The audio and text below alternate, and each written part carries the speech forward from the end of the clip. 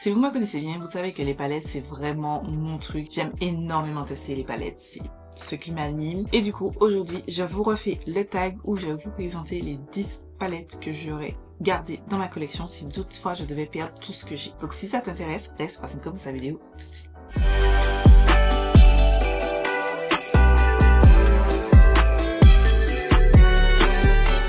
C'est pas la première année que je le fais, je l'ai fait en 2021 et en 2022. C'est vrai que j'ai totalement occulté de le faire en 2023. Je cherchais des idées de vidéos pour le mois de décembre et je me suis dit, toi tu m'intéresses. Sachant que les palettes c'est vraiment mon dada. J'aime énormément ça. D'ailleurs j'aime énormément mon petit look. Si vous voulez savoir qu'est-ce que j'ai utilisé pour faire ce full face, c'est la vidéo de demain. Donc abonnez-vous. Et attendez la vidéo de demain, tout simplement. Le concept de cette vidéo est très simple. Vous choisissez juste 10 palettes dans vos collections et vous vous expliquez pourquoi, pour vous, c'est la palette que vous allez, les palettes que vous allez garder. Si toutefois on vous disait qu'il faut absolument que tu choisisses 10 palettes et tout le reste tu jettes. Je voudrais vous avouer que c'était très dur parce que là, par exemple, à côté de moi, j'ai des palettes qui sont arrivées en 11, 12 et tout juste après et qui sont très belles et que j'aurais de la peine de voir disparaître de ma collection. J'en ai aussi là-bas que je ne vois pas mais que je sais que j'avais déjà sorti. Au final, quand j'ai fait les comptes, j'étais au-delà des 10 palettes. C'était très dur, mais il y a de belles pépites. On commence cette vidéo par des palettes qui malheureusement ne sont plus disponibles et qui sont des collections spéciales. On commence par la palette que j'ai mis dans les éditions 1 et 2 que j'ai pu faire les années précédentes pour ce tag, et c'est la IBH Ija Kale. Cette palette n'existe plus. Ça fait belle lurette qu'elle n'existe plus depuis 2021. Mais cette palette, je la kiffe. Jusqu'au jour d'aujourd'hui, je la kiffe. Quand j'ai fait mon tri make-up, je me suis séparée de toutes mes autres palettes ABH. Ça, je suis incapable de m'en séparer.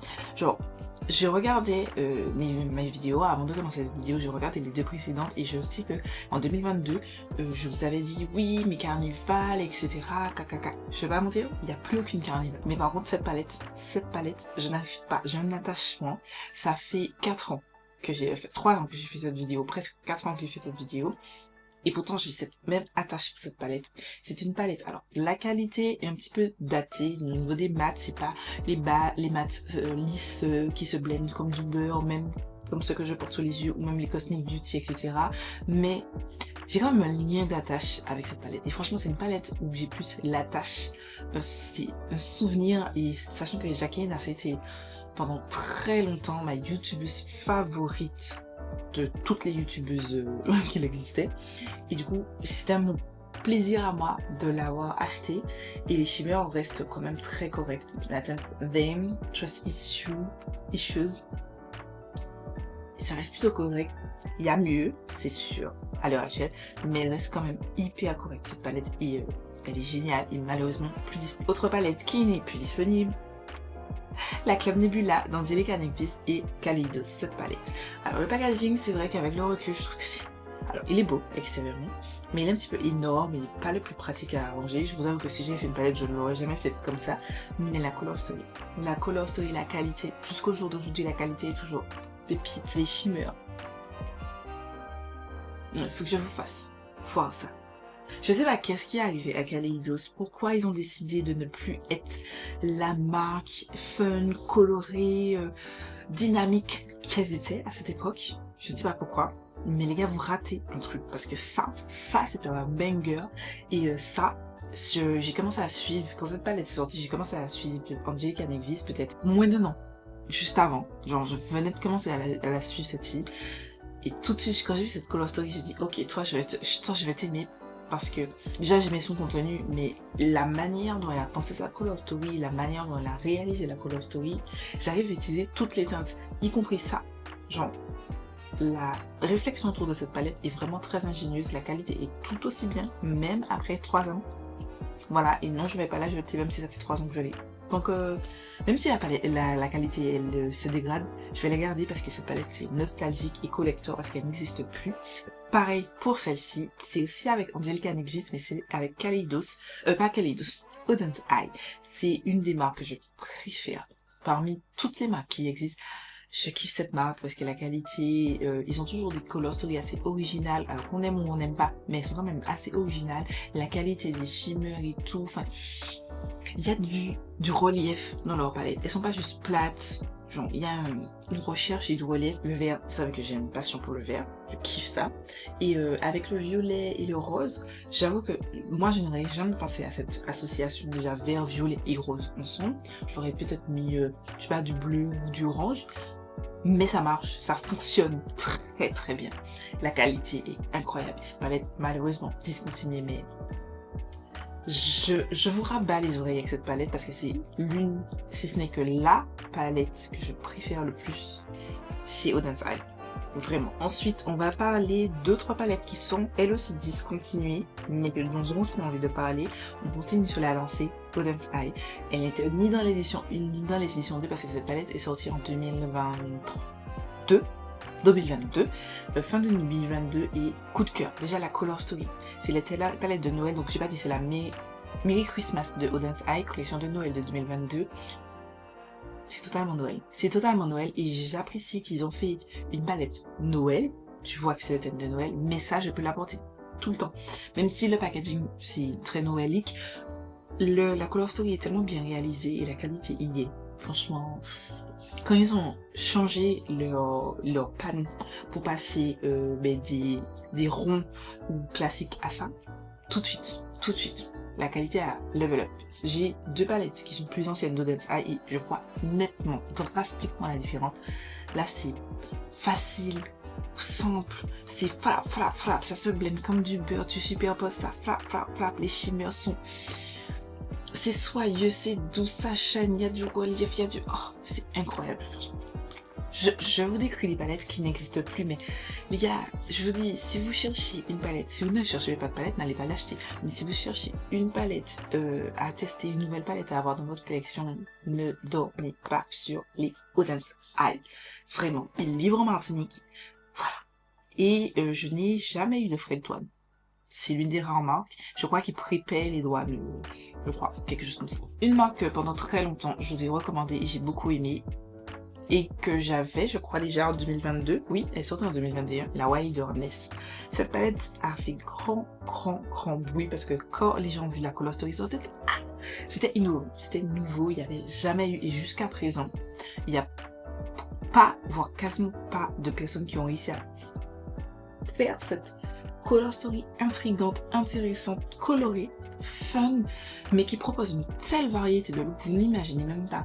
Des looks bleus, turquoise, vert. Je le disais, nous avons été interrompus, donc vous avez aussi un petit peu plus neutre avec du jaune orangé ici, du rouge ici, sachant que vous pouvez mixer le rouge, le jaune orangé, vous pouvez mixer le vert avec le orange. Vous avez des mix, vous avez tellement de possibilités avec cette palette et la qualité est géniale.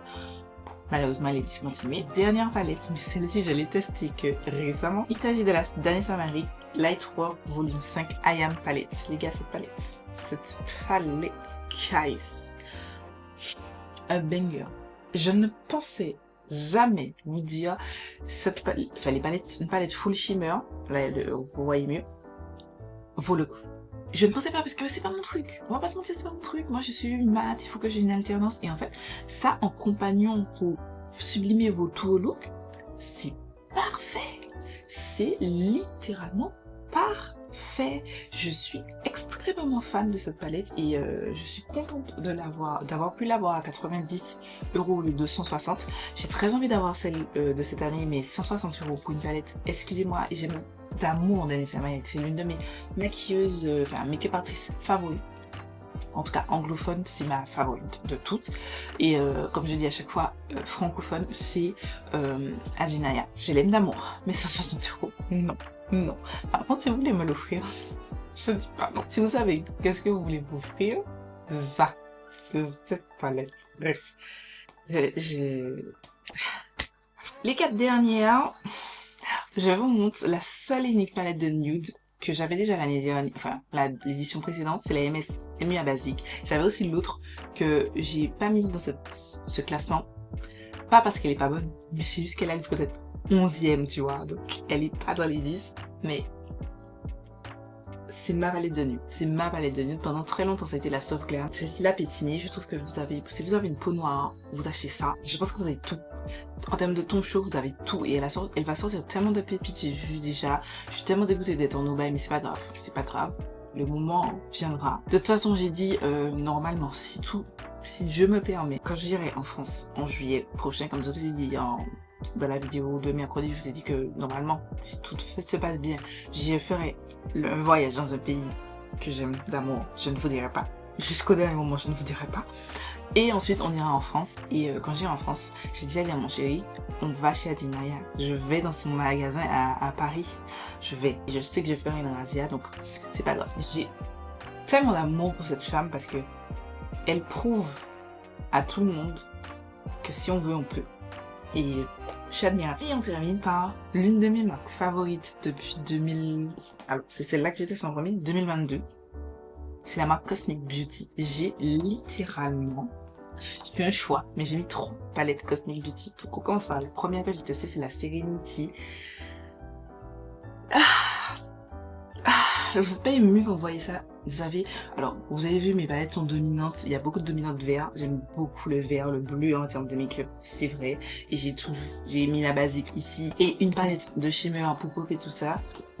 C'est suffisant. C'est suffisant. J'ai pas besoin de 10 000 palettes de nude. J'ai pas besoin de 10 000 palettes de bleu non plus.